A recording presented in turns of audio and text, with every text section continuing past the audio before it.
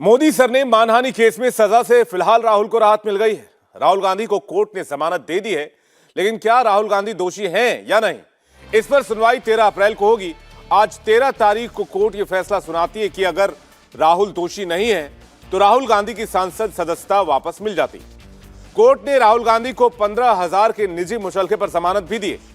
अब 13 अप्रैल को कोर्ट क्या फैसला करेगी, उस पर निर्भर करता है राहुल गांधी को उनकी संसद सदस्यता मिलेगी या नहीं।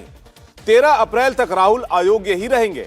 कोर्ट ने राहुल गांधी को एक और बड़ी राहत आज दी।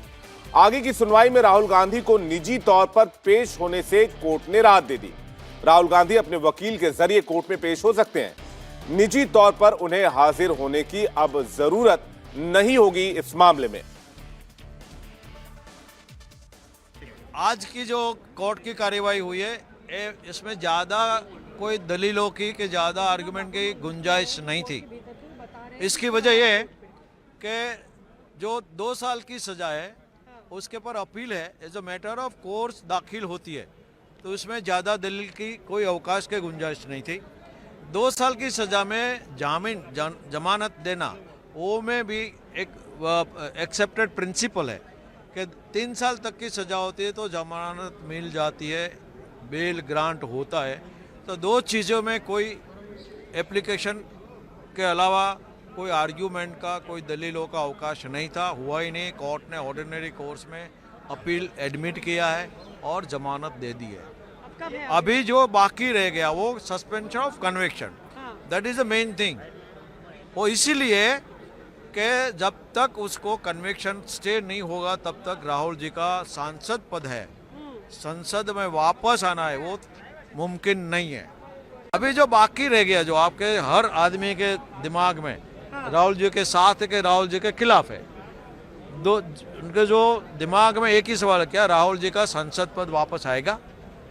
आएगा तो कैसे आएगा? ये सवाल बार बार मीडिया पूछ रही है और मीडिया आम आदमी को बताना चाहती है। तो मैं आपको बता दूं, as a lawyer, as a Congress leader, अभी जो बाकी रह गया वो यही सवाल है कि राहुल जी को सांसद पद वापस देना है कि नहीं देना है, कन्विक्शन को सस्पेंड करना है कि नहीं करना, दोषित को पर स्टे देना है नहीं दे। वो जो एप्लीकेशन है उस पर हमारे वकील ने बताया कि साहब हमारी सुनवाई आज ही कर लो। कोर्ट ने तो आज सुन ही नहीं सकती थी। आज कोई कंप्लेनेंट का, फरियादी का वकील हाजिर नहीं था, फरियादी नहीं थे। और हमारे संवाददाता निर्णय कपूर इस वक्त हमारे साथ लाइव जुड़ रहे हैं, सीधे उनके पास चलेंगे। निर्णय, दर्शकों को आसान और सरल भाषा में आज बताइए कि क्या कुछ अदालत के अंदर इस मामले में हुआ। जी बिल्कुल, देखिए आज 2 एप्लीकेशंस उनकी तरफ से फाइल की गई, राहुल गांधी की तरफ से। एक कन्विक्शन रद्द करने के लिए और एक जो सेंटेंस है उसको उस पर स्टे लगाने के लिए। तो सेंटेंस पे तो स्टे लग गया है, जो कन्विक्शन है उस पर सुनवाई जो है, अगली सुनवाई वो 13 अप्रैल को होगी। हमारे साथ सीनियर काउंसिल बाबू मंगूकिया जो हैं राहुल गांधी की टीम से, वो मौजूद हैं, जो इस वक्त कोर्ट में थे, अपेयर कर रहे थे। उन्होंने ही सारे पेपर्स वगैरह भी तैयार किए थे इस केस के। बाबू भाई ये बताइए कि पहली बात तो क्या क्या अपील फाइल की गई राहुल गांधी की तरफ से आज कोर्ट में, सिंपल टर्म्स में? एक तो मैं आपको बता दूं कि पेपर सब दिल्ली तैयार हुए, और आपको बता दूं कि आज जो कोर्ट में हुआ है, जो ऑर्डिनरी प्रोसीजर होती है, मान लो कि राहुल जी की अपील थी, लेकिन कोई सामान्य आदमी की अपील होती है, तो जो प्रोसीजर होना है कायदेसर वो ही हुई है। सस्पेंशन ऑफ सेंटेंस कोर्ट ने अभी दे दिया है, अपील को एडमिट कर दिया है। अपील की सुनवाई अभी तो रूटीन कोर्स में होगी, इन ड्यू कोर्स होगा। अभी जो महत्व की घटना घटनी बाकी है वो है राहुल जी का सांसद पद। और राहुल जी का सांसद पद तब तक वापस नहीं आ सकता जब तक राहुल जी को दोषी ठहराया गया है वो स्टे ना कर दे। कन्विक्शन जब तक स्टे नहीं होगा तब तक राहुल जी का सांसद पद वापस नहीं आ सकता। आज जो घटना घटी मैं आपको बता दूं, अपील के साथ 2 एप्लीकेशन हमने दाखिल की है। एक एप्लीकेशन है वो सस्पेंशन ऑफ सेंटेंस जो ग्रांट हो चुका है। सस्पेंशन ऑफ सेंटेंस का मतलब बेल देना उनको? हाँ, बेल देना है, बेल ग्रांट हो चुका है। अभी जो बाकी है सस्पेंशन ऑफ कन्विक्शन, मतलब जो दोषित ठहरा गया है, वो दोषित ठहरा गया उसके पर जब तक स्टे मनाए हुक्म नहीं मिलता तब तक राहुल जी का सांसद पद वापस नहीं आ सकता। तो उसकी जो एप्लीकेशन है that is in legal language is application for suspension of conviction. वो कन्विक्शन सस्पेंड करने की एप्लीकेशन पे नोटिस हुआ है, उसकी अगली सुनवाई 13 अप्रैल को तय की गई है और कंप्लेनेंट को नोटिस किया गया है और कंप्लेनेंट को डायरेक्शन दिया गया है कि 10 तारीख तक कंप्लेनेंट अपना हलफनामा, अपना रिप्लाई फाइल करे।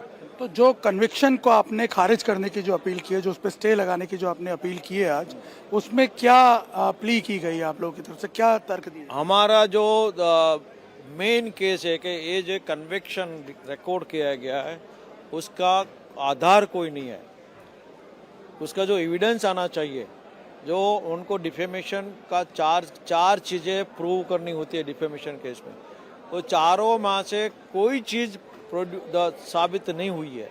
और कौन कौन सी 4 चीजें होती हैं? एक तो defamatory statement, it should have been published with an intent and without any reference.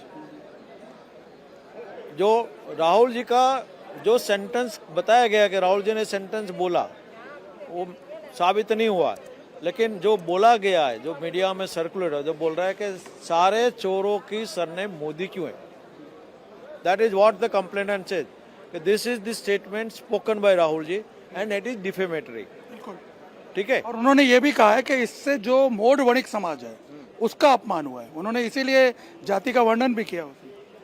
मेरी बात सुनो, मोदी सरनेम है वो पारसी में है, बनिया में है और कई और ज्ञाति में पूरे देश में मोदी की सरनेम वाले लोग हैं और एक समाज के नहीं है, अलग अलग समाज के। और कोई समाज के डायरेक्शन करके हुए राहुल जी का कोई स्टेटमेंट नहीं है, राहुल जी का कोई इंटेंट नहीं है किसी को डिफेम करने का। राहुल जी किस वजह से और किस संदर्भ से ये स्टेटमेंट किया है वो जानना बहुत ज़रूरी है। और जब तक ये साबित ना हो कि राहुल जी का ये स्टेटमेंट था एक किसी को लागने को, उसके फीलिंग्स को ठेस पहुंचाने के लिए किया गया था और मैलिशियस इंटेंशन से किया गया था, वो साबित नहीं हो रहा है। तो इसीलिए क्या आपने जो लोअर कोर्ट का जजमेंट है उसको भी सेट असाइड करने के लिए भी मांग की है? अपील तो वही है कि लोअर कोर्ट का जजमेंट एकदम गलत है, उसका कोई आधार ही नहीं है, कोई पुरावा नहीं आया, कोई एविडेंस नहीं आया है और ऐसे ही ट्रायल कोर्ट ने अपना रीजनिंग दे दिया है और कन्विक्शन रिकॉर्ड कर दिया है, बहुत गलत है। तो आप जो आर्गुमेंट्स होंगे 13 तारीख से आर्गुमेंट शुरू होंगे, तो क्या राहुल गांधी को उसमें प्रेजेंट रहने की जरूरत नहीं है? कोर्ट ने कोर्ट को बताया गया था कि 13 तारीख को राहुल जी हाजिर नहीं रह सकते। कोर्ट ने बताया कि 13 तारीख को राहुल जी को पर्सनल हाजिर रहने की जरूरत है। ऐसे भी जब तक बेल ग्रांट होता है तो बेल की अपील की हियरिंग में कन्विक्ट को हाजिर होना नहीं होता है, न तो हाई कोर्ट में, न तो सुप्रीम कोर्ट में, न तो सेशन कोर्ट में। बेल ग्रांट करने का मतलब ये है कि अब जब तक इस केस की सुनवाई चल रही है उनको कोई नई बेल एप्लीकेशन नहीं करनी ना, बेल फाइनल हो गया। ये बेल तब तक चलेगा तब तक ये अपील का फाइनल डिस्पोजल हो, तब तक बेल ग्रांट है, फाइनल है। एक बड़ी राहत उनको बेल के तौर पे तो मिल गई है। ये तो किसी को भी मिलनी थी। It's an ordinary process in all appeals. राहत मिली है नहीं मिली नहीं, पर ये तो होना ही था, इसमें कोई नई बात नहीं है।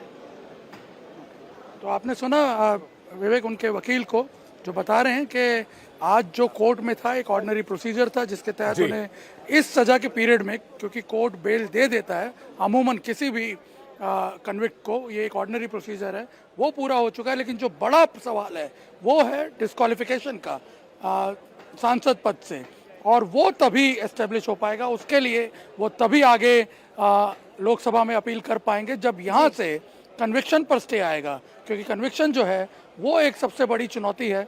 उस पर अगर स्टे नहीं आता है तो राहुल गांधी का डिस्क्वालिफिकेशन जो है वो बरकरार रहेगा। बिल्कुल निर्णय, हमने पूरी बातचीत सुनी आपकी, जो उन्होंने अपने वकील के साथ की। 3 तारीख को क्या होगा? 3 मई को जब कोर्ट में सुनवाई होनी है उसमें क्या कहा जाएगा, उसको लेकर क्या कौन सी वो अपील है जिस पर सुनवाई होनी है, उसके बारे में थोड़ी जानकारी दीजिए। देखिए मेरी पहले भी बात हुई वकीलों से और अभी इनसे भी बातचीत पहले हुई थी। उन्होंने बताया कि 3 तारीख वाला जो ये मुद्दा ये कहाँ से निकल कर के आया ये इन्हें भी नहीं पता है। ये लोग कोर्ट में मौजूद थे। 3 मई की बात को लेकर के कोई अभी तक क्लैरिटी नहीं है यहाँ पर कोर्ट में। और जो वकील हैं उनकी टीम के वो ये बता रहे हैं कि जो सुनवाई मुकर्रर की गई है वो 13 अप्रैल के लिए की गई है। जो मेन प्ली है कन्विक्शन को स्टे करने की उस पर सुनवाई 13 अप्रैल को है। और कोई और जो प्ली थी वो इनकी तरफ से अभी एक्स्ट्रा की नहीं गई है। इसलिए ये दोबारा से रीचेक करना पड़ेगा कि 3 मई वाला जो स्टेटमेंट है वो कहाँ से आया। और क्योंकि आज जो कंप्लेनेंट हैं उनके वकील यहाँ मौजूद नहीं थे कोर्ट में, इसलिए उनकी तरफ से कोई प्रतिक्रिया इस पर नहीं आई है। उन्हें अभी नोटिस इशू किए जाएंगे जिसका जवाब उन्हें 10 अप्रैल तक देना है। और 13 अप्रैल को इनफैक्ट ये जो मुख्य मुद्दा है कन्विक्शन का इस पर सुनवाई शुरू होगी। फिलहाल जो अपडेट है कोर्ट से वो यही है होने का। यानी कि निर्णय आप कह रहे हैं कि 3 मई का जो ये तारीख निकली है कहां से निकली ये किसी को पता नहीं है, जबकि 3 मई को कुछ होना ही नहीं है।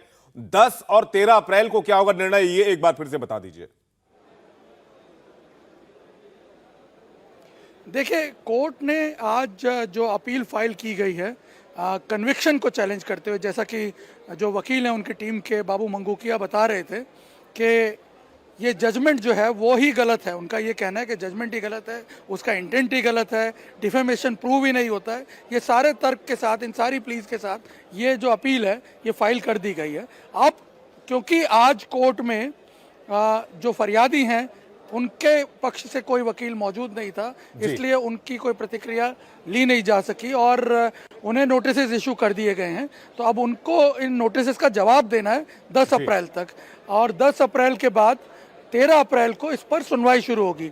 ये आज राहुल गांधी की टीम की तरफ से, उनके वकीलों की तरफ से कोर्ट में मुझे लगता है आपके जवाब से दर्शकों को बहुत हद तक ये क्लियर हो गया होगा कि 10 अप्रैल और 13 अप्रैल को क्या होने वाला है। और 3 मई जो जिसकी चर्चा बार बार की जा रही है, 3 मई कोई डेट है ही नहीं, ये भी साफ हो गया है। निर्णय बहुत बहुत शुक्रिया आपका इस जानकारी के लिए और हमारे साथ जुड़ने के लिए। इंडिया टीवी हर वक्त हर जगह डाउनलोड करने के लिए सर्च करें India TV news Google play store या ऐप स्टोर पर।